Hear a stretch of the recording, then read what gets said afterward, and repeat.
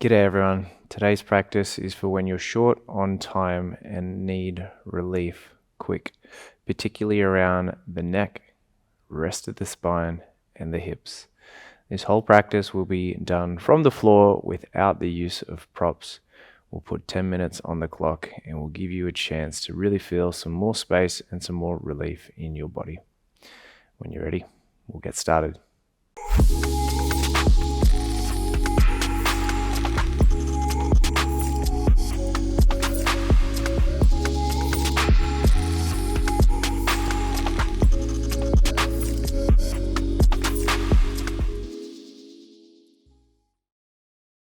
Starting in any cross-legged seat that works for you, sit up nice and tall. And for a moment, we're just going to find the breath. Pull the shoulders back, maybe rest the palms face down or face up on the knees or thighs. Just let your eyes soften shut. If our intention is for our bodies to relax and find that sense of relief, we need the breath to set the example. You know, if we practice together quite regularly, we focus on just a simple in and out breath through the nose.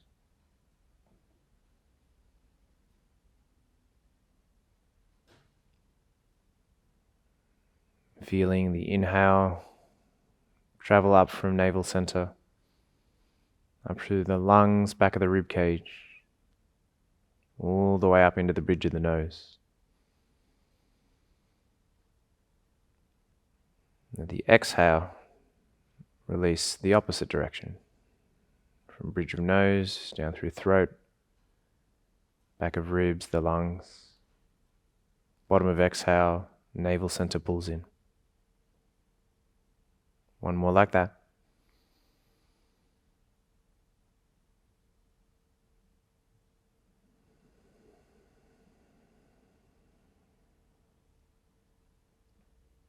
Great. From here, just let your right arm hang down by the side. The left arm's going to travel behind the back. And if you can, see if that left hand can catch hold of your right forearm. Now, energetically, that left hand is pulling the right arm down. Then from there, we're going to drop the left ear over towards the left shoulder.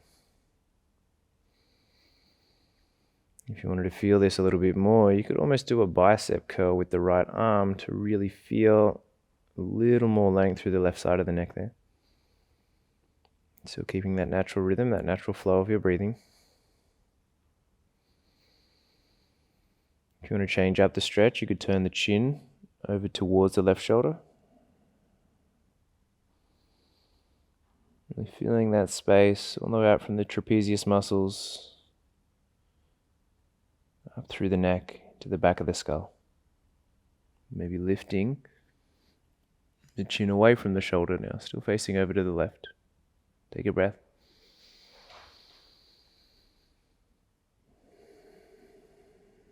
And your head slowly come back through center. Release the arm and we'll swap.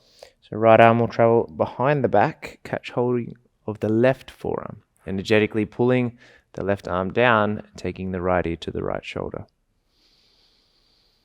It's almost as though the right shoulder and the right ear were having a little bit of an argument. They were trying to get away from each other. If you want to, a little bicep curl with the right arm, just to increase that length a little.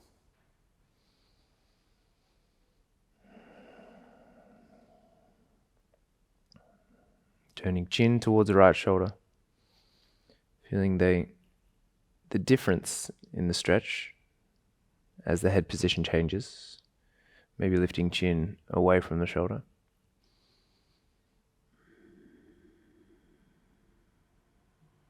And gently bringing head back through center.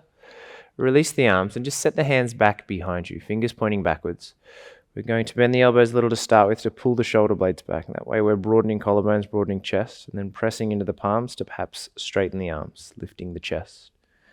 From here, let your eyes close, tilt your chin up towards the ceiling, and see if you can jut your bottom jaw out in front of your top jaw. If it feels okay, you can let your head drop all the way back and keep moving that lower jaw forward off the top.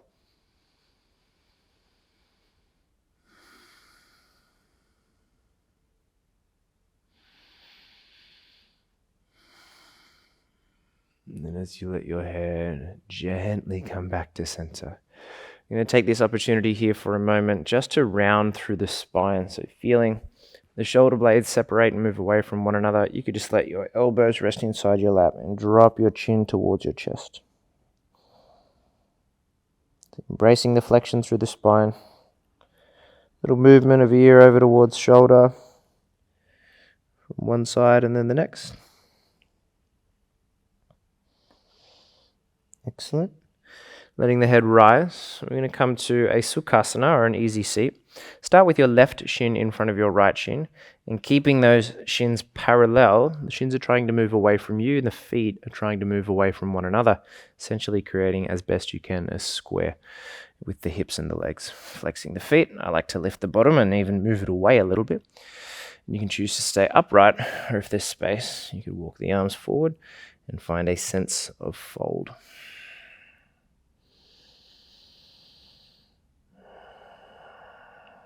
Targeting the outer hips here.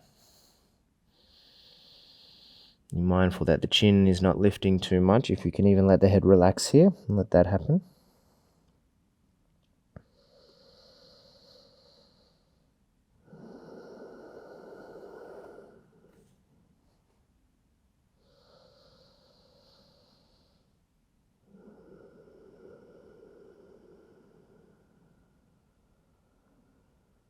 Take 2 more breaths.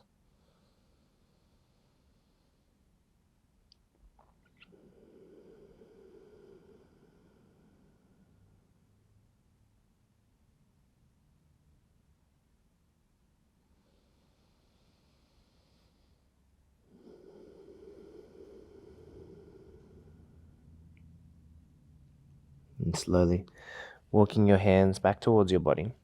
The right leg is going to stay roughly where it is. We're going to take the left leg back behind us. We have a couple of different options here. We could take this staggered deer shape with both legs creating the shape of a 90-degree angle. Or you could close the angle of the right leg a little and extend the left leg all the way back behind you, squaring the hips to come towards a pigeon pose. If we're taking the latter option, we want to make sure that we are not resting weight down on the right knee or the right shin. Instead, think about your left foot and left leg traveling backwards to give you a little more space. And again, you could choose to stay upright, or if there is some more space, you could walk the arms out in front of you. And maybe for today, it's just you coming down onto the elbows and the forearms. That's cool. If there's more space, you could walk the arms all the way out in front and let your head rest down. But whatever feels good for you today. I know for myself, this is enough for me today. This is plenty.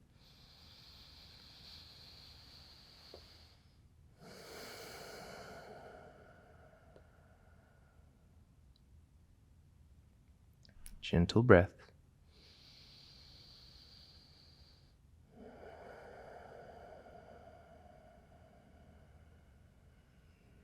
Two more. Who knew? Maybe there is a little bit more space.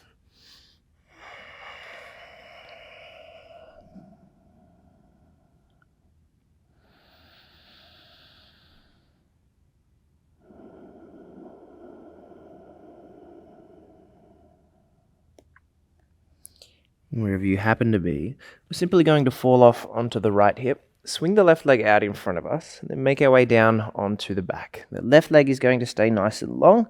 Once you come on down, just interlace the fingers, wrap them around the right knee for a moment.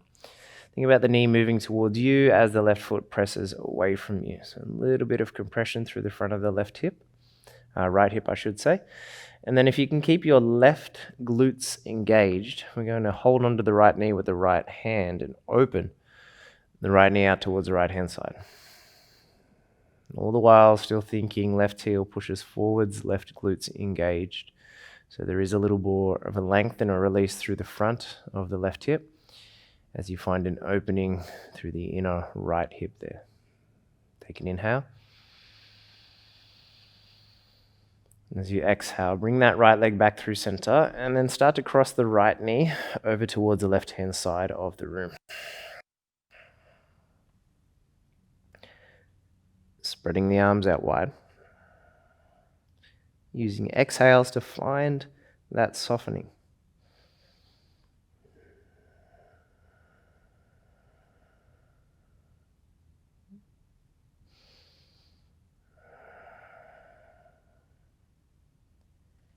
and gently. Shifting your back through center. Simply crossing one ankle over the next. Gently wrap your fingers around your knees and make your way up towards the seat. We'll prepare for the opposite side here. This time the right shin will make its way in front of the left. Remember, the shins are moving away from you. They're also, the feet are also moving away from one another. You could use your hands to lift and move your bottom back slightly, keeping the feet flexed, and then you decide what space is available for you there. You could allow your elbows to rest down in front of your thighs. And bring chin towards the chest a little.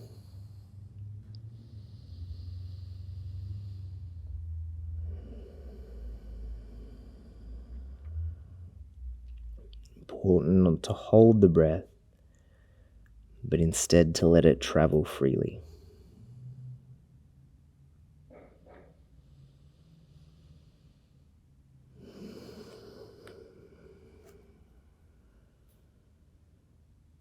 Two more breaths here.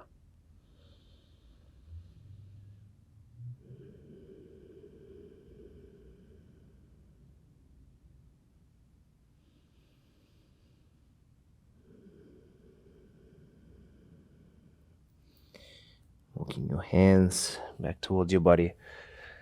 Again, left leg stays roughly as it is, taking right leg back behind you, either this staggered 90-90 shape or a little close of the angle of the front leg. Right leg extends all the way back behind you. And then again, we are focusing on the right foot, the right leg traveling backwards, so that we're not pressing the weight down on the left knee and the left shin. You want it to feel almost, this is pigeon pose I'm referring to, you want it to feel as though your outer left hip, namely your glutes, were searching for the floor, rather than it feeling like your torso was traveling forward, if that makes sense.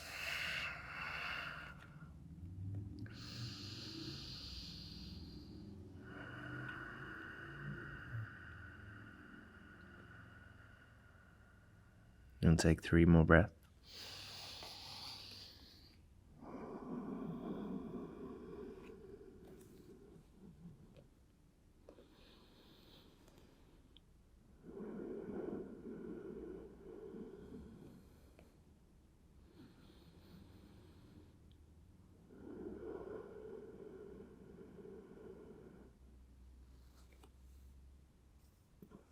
As you start to rise, falling off onto the left hip, swinging the right leg out in front of us. We're going to make our way down onto the back. The right leg will stay long. Interlace of the fingers, hook them around the left knee for a moment. Really push that right heel away from you as you draw that left knee closer towards you.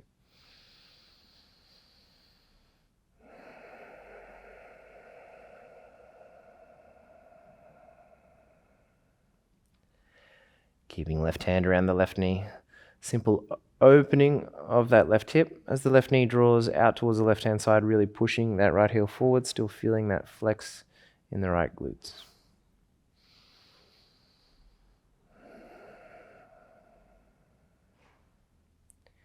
Then allowing left knee to cross over the body and falling off to the right hand side of the room.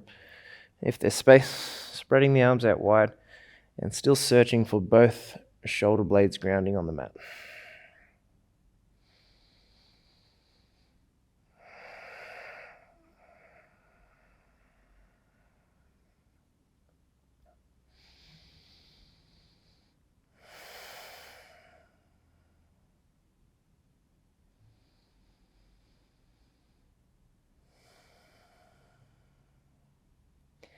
As we shift our way back through center, think about drawing both knees in towards the chest here with a hand around each knee, just allowing a little bit of almost circular motion around the pelvis there, feeling the low back ground into the earth. You can travel in one direction and then the next. This is just a moment to find a little bit of movement. You could even move the legs unilaterally to really feel the ball end of the femur move around the socket joint of the pelvis. And then if there's space, you reach your hands or your fingers up towards your feet or your big toes. You catch hold. Feel Feel the knees draw down towards the floor as you really focus on feeling the tailbone ground onto the earth. And if we can, we still want to feel tailbone, also the head, the back of the head grounding on the earth. So we have the entire length of the spine still on the mat. If there was some space and it was available for you today, you could think about straightening the legs just to see what that feels like.